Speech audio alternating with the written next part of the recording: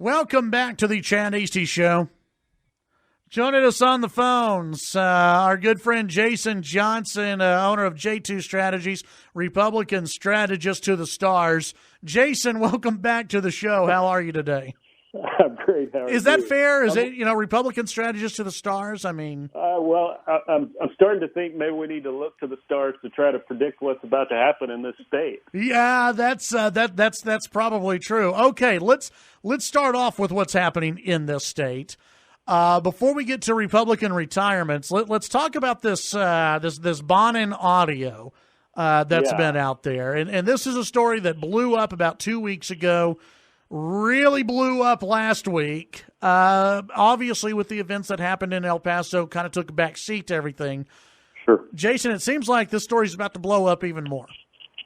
Yeah, it seems, and I mean, I tell you, I find myself in a strange position of, one, being confused what's really going on here, and two, and I haven't been to date. I've just kind of bridled myself from kind of publicly criticizing folks that I normally find myself very aligned with, and a lot of conservative activists.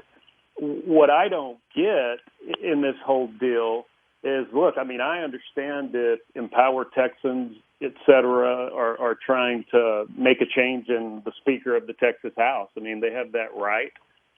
What I don't understand is whatever went down in that meeting, this whole strategy of going out and saying, well, I have this recording, which, by the way, I did secretly, and I don't want to release this recording because I'm telling you it's going to hurt all Republicans and put our Republican majority at risk, but I'm going to selectively drip it out there and have people come in and listen to it. I mean, it just seems like the worst of all worlds, and I can't figure out what the end game is here, other than, from my perspective, when you look at the fact that in the last two elections, Democrats have picked up 9 Republican House seats in the State House. As you know, we've had to date 4 retirements of Republicans in the United States Congress, and we're knocking on the door of 2020 with the U.S. Census and redistricting right on the other side, not to mention the presidential election and all of the talk of Texas turning purple in general. So as a general matter, I'm sitting back and I'm very concerned. Okay, would you be? There's a Dallas Morning News piece, and I'm sure you've seen it, that the Republicans that have heard this have, which I always find funny, where we always talk about transparency in this party, right. That we want to drain the swamp. We love draining the swamp in Washington, D.C. We want transparency. We want a warrant against fake news. But now, all of a sudden, it's way too dangerous, Jason. It's way too dangerous to air anything. Do you even worry about that? Or should, for the sake of transparency, should we put this out there and take the rest of the next however months to recover from it and then move on? I think let me think about the FCC here. I think we need to go number 2 or get off the toilet. Yeah, that's what I think. I mean, look, if I've talked to both sides, right, and tried to piece it together. I've read all the stories. I've read all the tweets. So I've kind of reconstructed in my mind what I think occurred based on knowing the characters and personalities involved. But the reality is, nobody except for who was in that meeting knows what occurred. And I guess the people who have listened to the tape or the recording, I keep saying tape like it's the 80s. That's what we're used to. That's what right. we're, Metallica, baby. There you go. Assuming they've listened to the thing from beginning to end, to answer your question directly, I think if this group is going to release the tape, do it. Let's rip the Band-Aid off. Let's do it. I mean, what it sounds like is there's no doubt that the Speaker, Dennis Bonnen, probably said some really stupid things.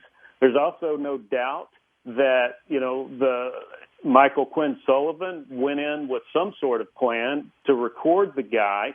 What's really curious to me, though, there's been all of this debate about was there a list and did the Speaker provide this list, this so-called hit list of Republican members?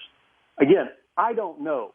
But here's what I've pieced together. It looks to me like, so probably there wasn't a quote-unquote hit list, But as this conversation unfolded, and Sullivan very correctly, and I would agree with him, was complaining and upset about the legislation that would ban taxpayer-funded lobbying, which we would all agree with, the fact that it failed, and, that's a bad thing. I agree with that.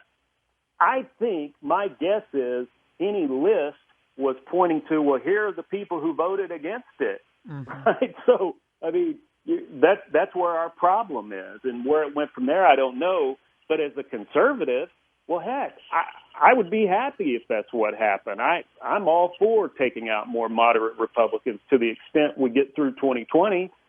So it's just an odd thing. But to answer your question, yeah, let's rip the Band-Aid off. If you're going to release it, release it.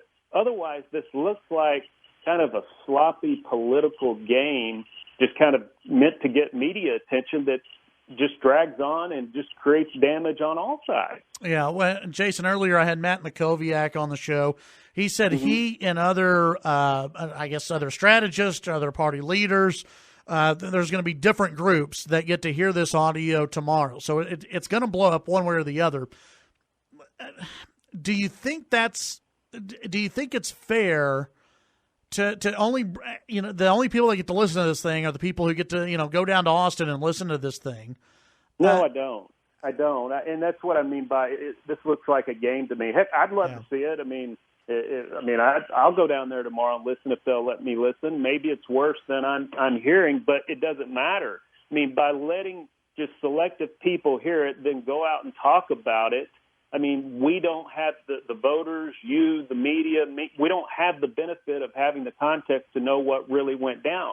So right now we're kind of being asked to make political judgments about Sullivan and about the speaker, about the Republicans at large, who wasn't targeted, when in reality we don't know exactly what went down there. And that's not right. That's not transparent. And that's why I'm saying it looks like a botched political game from where I'm sitting. Yeah. Visiting with Jason Johnson here on the Chad Hasty Show. The average person, the average Texan, do you think they even care about this at all? Not much, no. I think what they care about is, if we want to stick just to the state of Texas, did you cut my property taxes, right? Yeah.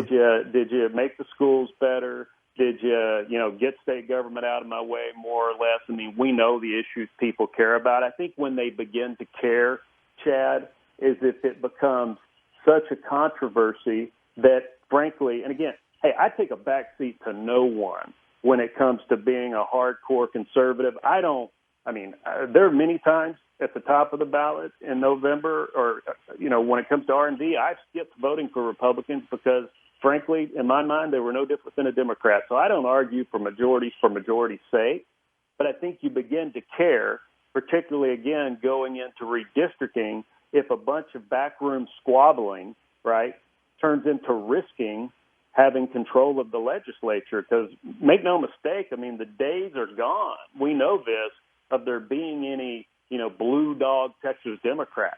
That ship sailed. Yeah. And so I'm not 100% pleased with what we're getting out of this legislature, but I do think they did some good things last time around, and I want them to do better things next time, and I want them to draw a map where we can keep Congress or get Congress back and keep our House.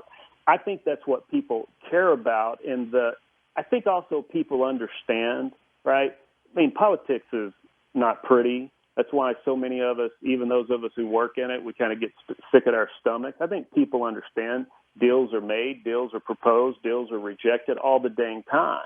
And beyond that, it just sounds like a bunch of squabbling in Austin that, it doesn't impact my life much until it does. Yeah. Well, and Jason, that's why I think those of us who follow politics, those of us who have been involved, none of us were surprised by if there is a hit list or bad-mouthing other lawmakers. None of us are surprised by that. No one is surprised by that. I think when most people are surprised on this thing is the meeting ever happened in the first place. Yeah. Yep. Go ahead. Sorry. No, go ahead. Well, I'll say, for those of us close to it who really follow it and know the players involved, I think I mean, the very first thing I thought was, well, why would Dennis Bonnen go see Michael Quinn Sullivan, and why would Michael Quinn Sullivan go see Dennis Bonnen? I think that's right. That context, why in the heck is this happening? The other thing that, again, to your point, we haven't heard the whole tape, I hadn't heard any of it. We're left to wonder. But if I assume everything that occurred just as it's been reported today, the other thing that surprises me and makes me scratch my head is, wait a second. There's this allegation that the Speaker of the House said, hey, go get these Republicans, and that's a bad thing. That allegation's being made by a very conservative activist. From what I've seen, that conservative activist, in this case, Michael Quinn Sullivan, has already targeted those members because they're the more moderate members, and is going to target them again in the future no matter what. Right. So it's like, if it all went down exactly the way Sullivan claimed, hell, he ought to be doing cartwheels and jumping for joy because he gets what he wants. Yeah, it's weird. Yeah. No, I'm with you on this, and I think I hope we're gonna learn a lot more. And I'm with you. They need to release the audio yesterday. I mean, this thing needs to be done and over with, and let the pieces fall where they may. And I think a piece of that too, Chad. I mean, I'm left to conclude. I mean, the play is pretty naked here, and again, it's fine. Any group has its right. They want to get rid of the current speaker. They want to get rid of Bonnen. I think they just need to come out and say that, and that way the battle lines are drawn. Everyone knows what's at stake, and we can also wrestle with a really, a reality I don't think anybody's thought about. If you want to get rid of the speaker, fine. I've heard people say he needs to resign. That ain't an option. If he resigns, the Democrat Joe Moody becomes the acting Speaker of the House. So let's just flush that out. Say what you want. We either make peace or we go to war, but we need to know what's going on well in advance of us getting into next year, because we have to increase. We've got to make gains or hold what we got, if for no other reason, for redistricting, and just as important, so that we can get back to improving the issues that most Texans care about. Jason, before I let you go, I want to get your opinion on the 4 Republican House members that have announced that they are retiring from Congress. A lot of the national media is making, a big deal out of this, that this could lead that now it was Wendy Davis, then it was Julian Castro, then it was Beto. Now this is going to flip Texas blue. Yeah. I mean, my initial response that I said to a buddy is, for whatever reason, no one ever stops and says what's most obvious. What if serving in Congress just sucks? And I don't pity any politician. They invite everything they get. But I've always said, Chad, in my opinion, from the perspective of your lifestyle and what you deal with, flying back and forth, having to have a home in D.C. and back in your home district, Congress is the worst elected position you could possibly ask for. But beyond that, I mean, I was looking, so we've got Kenny Marchant, we've got Olson, we've got Conaway, and we've got Hurd. I mean, you got to take Conaway off the list. I mean, the dude won 80% in the last election, which, as we know, was a rough election all around. So I don't think anybody can credibly say, well, Conaway's leaving because he's scared he's going to lose. That doesn't hold water. It is true. Those other districts, I mean, Marchant barely won, 50.6%. Olson, 51.3%. And Hurd, 49.7 net votes by a little under or a little over, I don't remember, 1,000 votes. So those three are very competitive. But at the same time, Marchant was elected in 2004, and Olson was elected in 2008. I mean, they've been around a long time. So I don't think that it's, another, okay, we're definitely going blue. But I agree, Chad, that it's another warning sign. It's more turbulence. It's more headwinds as we go into 2020. Yeah. And it factors in with the other conversation we're just having. That's why I think we got to get our ducks in a row. We got to know where the battle lines are so that we can go out and clearly articulate to the voters of Texas exactly what's on the line. If we let this state go to the crazy left, which, and I hate talking like this, but it's just the truth, 99.9% of any elected Democrat with a D next to their name has become the crazy left or has to pander to the crazy left. Yes. There's a whole heck of a lot at stake, including us never winning the White House again. Yes, sir. I'm with you on that. Jason, as always, appreciate your time. We'll talk to you soon. Yes, sir. Thank you, Chad. Thank you. That's Jason Johnson, President, J2 Strategies.